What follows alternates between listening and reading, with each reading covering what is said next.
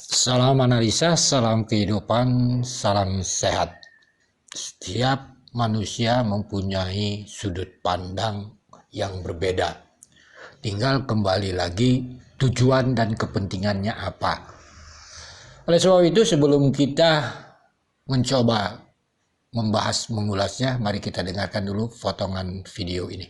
Saya katakan bahwa Kang Yoris sempat ada kecurigaan sama Bapak juga. Betul, emang betul sih, betul emang. Tapi secara udah kita bertemu, udah kita saling terbuka lah gitu ya, antara anak sama bapak ya gimana. Alhamdulillah sih, jadi apa ya, terang benderang lah gitu. Jadi suatu kecurigaan itu yang kita dasari dari ini dulu ya, dari pertama gitu ya, terpecahkan sih. Sahabat-sahabat AK, itu potongan video saudara Yoris di saat dia bergabung dengan papanya. Kan begitu sahabat-sahabat AK. Jadi kita kalau boleh dalam pandangan analisa AK, kita terbawa irama permainan para saksi, khususnya keluarga korban. Ya, kita runtutkan ya lebih sedikit, yaitu antara Yoris, Yosep, Danu, sahabat-sahabat AK. Jadi kita tidak pungkiri, irama permainan mereka itulah yang kita ikuti, sehingga terjadi pro dan kontra. Begitu sahabat-sahabat AK, padahal nanti kita analisa. Yoris mengatakan, dan itu setelah bergabunglah dengan papanya, intinya suatu kecurigaan dasar dari pertama terpecahkan, sahabat-sahabat AK. Kalau apa kita percaya dan ucapan saudara Yoris saat bergaul, ya kita tidak. Kalau AK sih mau percaya, nah ya sudah kapok lah, gitu kan. Dengan ucapan dia di awal gitu, waktu dengan tidak bergabung dengan papanya, di saat ini juga AK tidak percaya, harus dikritisi. Sebab apa? Karena kita sudah menganalisa 1,5 tahun habis bergabung dengan papanya, dia netral. Kan begitu sahabat-sahabat AK. Kita berpikir ini luar biasa sahabat-sahabat AK, padahal korban itu adalah darah daging mereka. Kan begitu sahabat-sahabat AK. Mari kita berpikir, suatu kecurigaan dasar dari pertama terpecahkan, kata saudara Yoris. Itu di potongan video, itu yang substansi itu AK ambil. Kecurigaan, fitnah, dan framing itu berbeda. Saya kasih contoh. Saudara Yoris mengatakan di saat papanya telepon balik, kan begitu. Papanya mengucapkan innalillahi wa inna ilaihi rajiun atau mengatakan ibu dan adiknya meninggal. Padahal itu tidak ada kata papanya. Itu bukan curiga, itu fitnah. Dalam pandangan analisa AK, tidak ada diucapkan papanya, dia ucapkan menyangkut tentang kematian. Pada saat kapan itu? Pada saat Yoris di saat tidak dengan papanya, dia bergabung dengan saudara Danu. Di saat itu juga saudara Danu, kalau kita tahu, mengatakan tentang BAP, mengatakan saudara Yosep sebagai pelaku. Mari kita lihat, setelah Yoris bergabung dengan papanya, adakah Danu membuat framing atau membuat fitnah atau apapun namanya? Tidak ada kan? Berarti siapa punya pokal? Apa berani Danu melakukan itu tanpa seizin Yoris atau sepengetahuan Yoris? Di saat Danu sama Yoris, rasanya tidak berani. Jadi di sana kita pahami. Mari kita masuk lagi misalnya. Suatu kecurigaan dasar dari pertama terpecahkan setelah saudara Yoris dan papanya bertemu dan bersatu. Ada apa itu?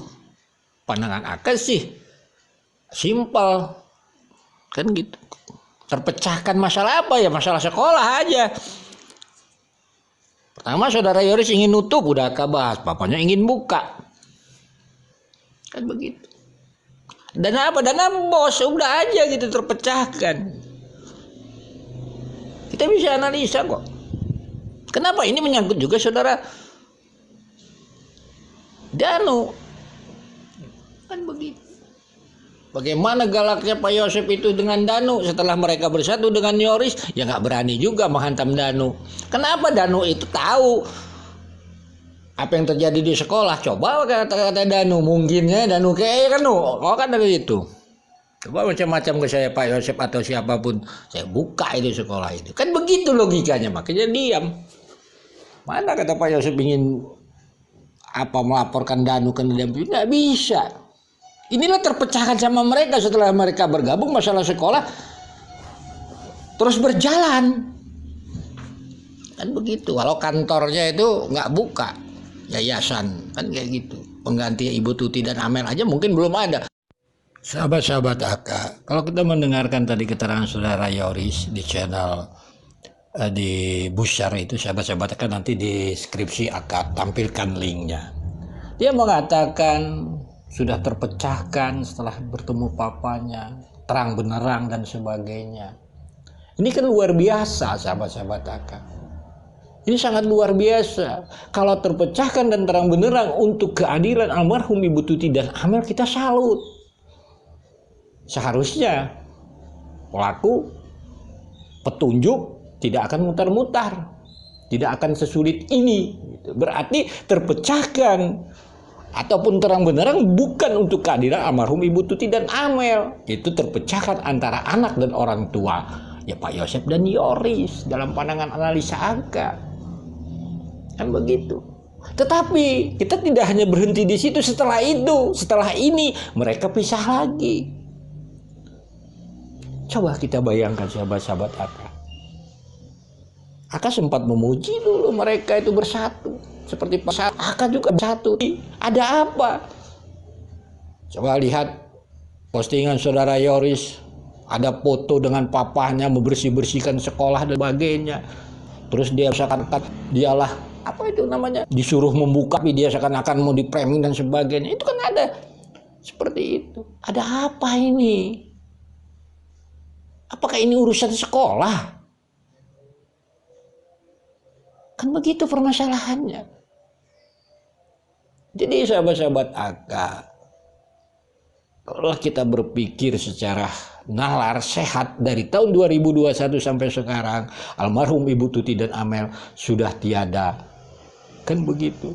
Kepala sekolah sudah tiada, Wahyu. Danu juga sudah keluar, tetapi yang kita lihat di publik, sahabat-sahabat AK, nanti akan tampilkan linknya. Pertama, kepala sekolah Wahyu, operator Danu. Kan awal-awalnya, sekarang kita lihat di publik. Saudara Yoris, kepala sekolah, operator Danu.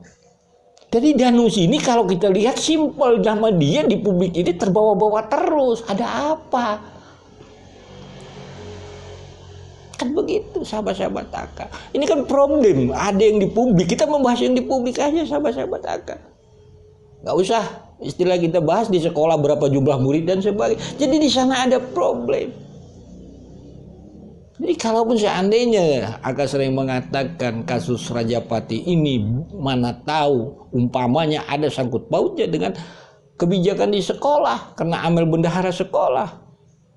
Ini kasus akan muter-muter karena tidak ada yang mau terang-benerang masalah sekolah, termasuk Pak Yosep, Yoris, Wahyu, Danu. Oke sahabat-sahabat AK, kadang-kadang ada sahabat-sahabat AK bertanya, sering sekali bertanya, kenapa pelaku tidak ditangkap dan sebagainya. Begini sahabat-sahabat AK, ya kita mencoba menganalisa seperti inilah. Anggaplah suatu ini permainan bola sahabat-sahabat AK. Kita sudah menyangka misalnya MU dengan Persija gitu, ataupun Persib, ataupun pemain Indonesia lah gitu kan, kompetisi di Indonesia bermain dengan MU. Kita secara logikanya memahaminya, wah MU bakal menang, mudah dan sebagainya. Tetapi setelah terjadi suatu proses permainan, kan begitu, ternyata di babak ke-1, babak kedua tetap kan begitu, belum ada golnya sahabat-sahabat AK. Lalu diadakan perpanjangan waktu, toh juga tetap. Apa yang terjadi? Kan belum selesai permainan. penalti sahabat-sahabat AK, baru selesai permainan itu. Sama kasus ini kita analogikan. Kita di awal mudah begini. Tetapi setelah dilakukan, ternyata penyidik mengatakan kasusnya ini berat sahabat-sahabat AK. Ya kita harus melihat dan menerima itu. Ini proses. Mungkin pada saat ini masih perpanjangan waktu atau penalti dan sebagainya. Jadi kembali lagi sahabat-sahabat AK, proses-proses inilah yang kita tunggu, sahir mainan kalau dalam bola. Dan penyidik, kalau dalam ranah penyidik, sampai penyidik mengumumkan pelaku ditangkap atau diberhentikan penyidikannya, sahabat-sahabat AK. Jadi clear kita. Untuk menunggu itu, ya kita bahas saja. Istilahnya seperti AK, rangkaian peristiwa yang ada di publik dari keterangan-keterangan para keluarga korban. Hanya itu sahabat-sahabat AK. Sekali lagi, mohon maaf bila ada kata-kata yang salah. Salam sehat, salam kehidupan.